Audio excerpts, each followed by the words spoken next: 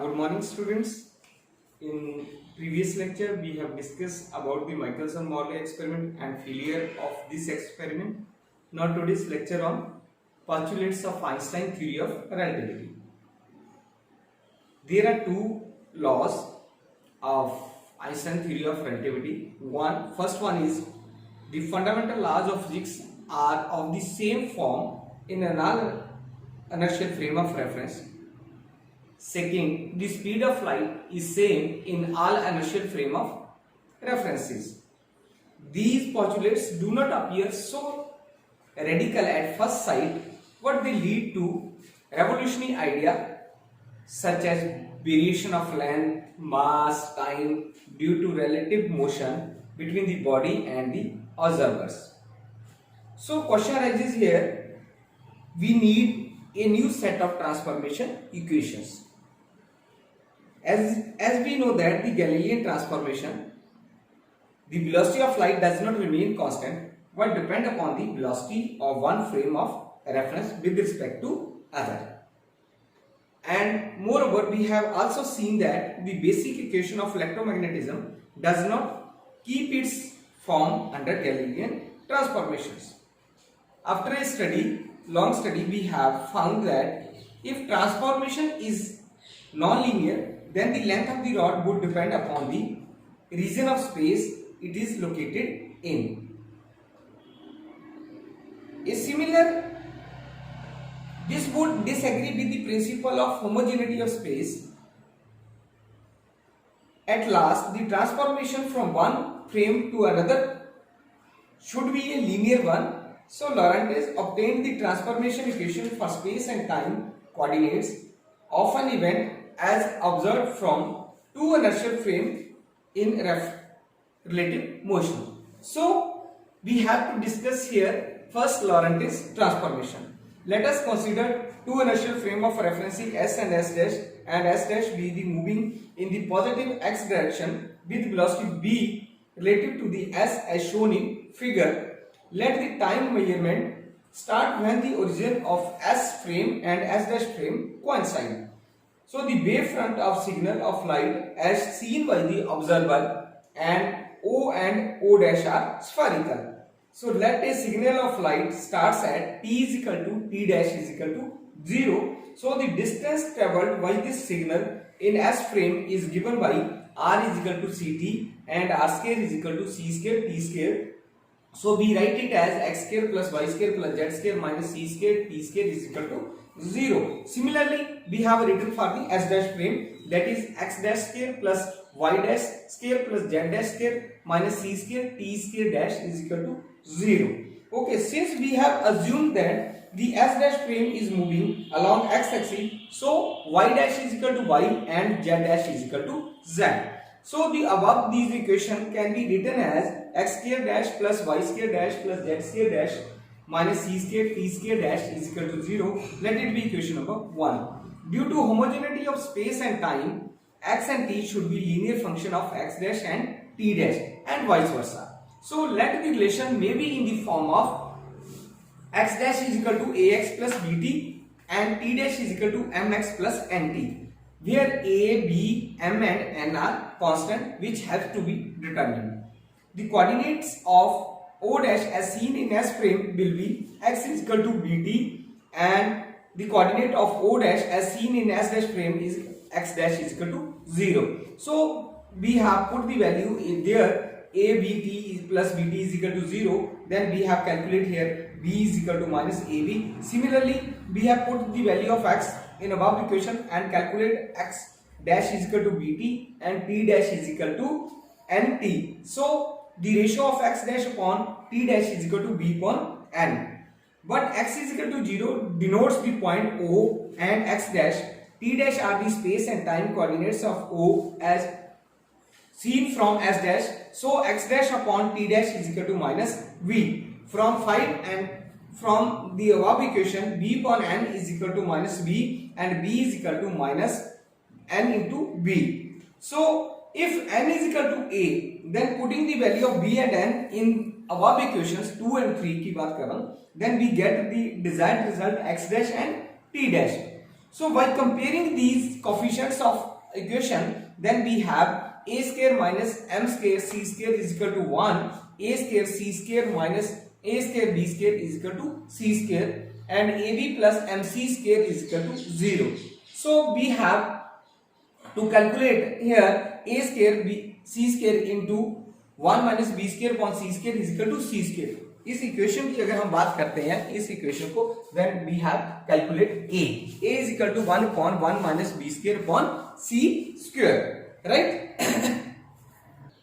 Next क्या है हमारे पास, a की वैल्यू आ गई, a is equal to 1 upon 1 minus b square upon c square, then we have calculate m, mc square is equal to minus ab, m is equal to minus ab upon c square, and put the value of a there, then have simplifying this relation minus b upon c square upon 1 minus b square upon c square. So x dash is equal to x minus bt upon 1 minus b square upon c square. Similarly t dash is equal to bx upon c square upon 1 minus b square upon c square plus t upon 1 minus b square upon c square का square root.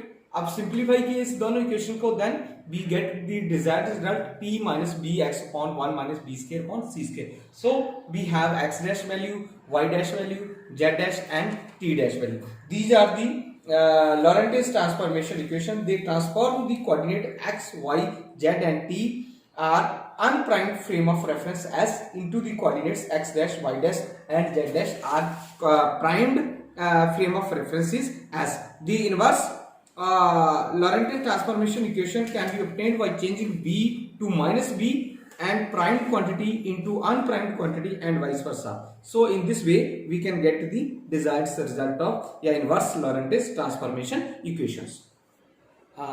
Next article है हमारे पास relativity of simultaneity.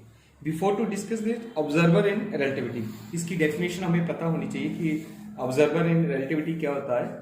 A person equipped with instrument like scale, clock are an equipment which can locate, record and make a measurement about the event is called an observer. So in this scene, in this, an observer is really an infinite set of recording clocks distributed throughout the space at rest and synchronized with respect to one another. Now we have relativity of simultaneity. Suppose we have two events occur simultaneously if the time interval between them is 0. It means that simultaneous event takes place at the same time, at the same instant. If two events are simultaneously in one frame of reference, they may not be simultaneously in other frame of reference. Let two events occur simultaneously at A and B at x dash and minus x dash in frame s dash, which is moving with uniform velocity v with respect to frame s in as shown in figure. In frame s dash, the time interval between t1 dash and t2 dash will be same to an observer at o dash s dash frame. So we can write it as t2 dash minus t1 is equal to 0 or t2 dash is equal to t1.